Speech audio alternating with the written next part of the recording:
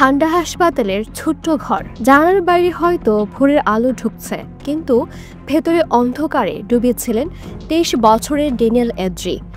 গাজা থেকে ফিরে এসেছেন কদিন হলো। রাতে ঘুম ভাঙে বিস্ফোরণের শব্দে, চোখে ভেসে ওঠে সহযোদ্ধাদের নিথর দেহ। চিকিৎসকরা বলেছিলেন সময় সব ঠিক করে দেবে, কিন্তু সময় তার জন্য সেই কাজটা করতে পারেনি। এক সকালে তিনি নিজেই নিজের জীবন শেষ করলেন। ড্যানিয়েলের গল্পটা আর একা নয়। অক্টোবর 2023 থেকে জুলাই 2025-এর মধ্যে 1100-এরও বেশি ইসরায়েলি সেনা চাকরি ছেড়েছেন মানসিক ভেঙে পড়ার কারণে। কেউ ছিলেন স্থায়ী সেনা, কেউ রিজার্ভে। তাদের সবার মাথার উপর ঝুলছে এক অদৃশ্য শত্রু, পোস্ট ট্রমাটিক স্ট্রেস ডিসঅর্ডার। গাজার যুদ্ধটা শুধু ট্যাঙ্ক বা ক্ষেপণাস্ত্রের লড়াই নয়, ভেতরে ভেতরে আরেক যুদ্ধ চলছে সেনাদের মনে।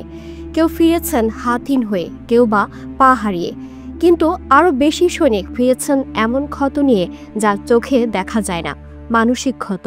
অক্টোবর থেকে এ পর্যন্ত সামরিক বাহিনীর হিসেব বলছে 1135 জন সেনা আনুষ্ঠানিকভাবে চাকরি ছেড়েছেন মানসিক অসুস্থতার কারণে। অনেক কমান্ডার খোলাখুলি বলতে শুরু করেছেন যুদ্ধের পরে নিস্তব্ধতায় আসল আতঙ্ক। একই সৈনিককে বারবার ফ্রন্ট লাইনে পাঠানো হচ্ছে, ফিরে আসার পরও আবার ডাক পড়ছে। সেই পুনরাবৃত্তি চাপ তাদের মানসিক দেওয়াল ভেঙে দিচ্ছে। এই ভাঙনকে সবচেয়ে নির্মমভাবে বোঝা যায় আত্মহত্যার সংখ্যায়। শুধু 2024 সালে 21 জন ইসরায়েলি সেনা আত্মহত্যা করেছেন, যা এক দশকের মধ্যে সর্বোচ্চ। 2025-এ ইতিমধ্যে 17 জন জীবন শেষ করেছেন, বেশিরভাগই রিজার্ভ সেনা, যারা সদ্য যুদ্ধক্ষেত্র থেকে ফিরেছিলেন। ড্যানিয়েলের মৃত্যু ইসরায়েলি সমাজে আলোড়ন তুলেছে। তার মতো আরও শত শত সেনা নীরবে ভেতরের যুদ্ধে লড়ছেন। অনেকেই সেই যুদ্ধে হেরে যাচ্ছেন। চাপ এতটাই বেড়ে গেছে যে ইসরায়েলি সেনা কর্তৃপক্ষ ও প্রতিরক্ষা মন্ত্রণালয় বাধ্য হয়েছে নতুন ব্যবস্থা নিতে। সম্প্রসারিত হচ্ছে ক্যাম্বেল স্ট্রেস রেসপন্স ইউনিট। উত্তর ও দক্ষিণে নতুন শাখা খোলা হচ্ছে। এমনকি তৈরি হচ্ছে একটি জাতীয় কেন্দ্র, যেখানে সেনা ও তাদের পরিবার একসঙ্গে পাবেন চিকিৎসা, মানসিক সহায়তা ও পুনর্বাসনের ব্যবস্থা। অক্টোবর 2023 থেকে এখন পর্যন্ত 26,000 সেনা মানসিক চিকিৎসা নিয়েছেন। তাদের মধ্যে 1/3 পিটিএসডি ধরা পড়েছে। তুলনায় 2006 সালে লেবানন যুদ্ধে এমন সমস্যায় ভুগেছিলেন মাত্র 2% সেনা। পার্থক্য চোখে আঙুল দিয়ে দেখায়। বর্তমান যুদ্ধ ভেতর থেকে ভেঙে দিচ্ছে তাদের।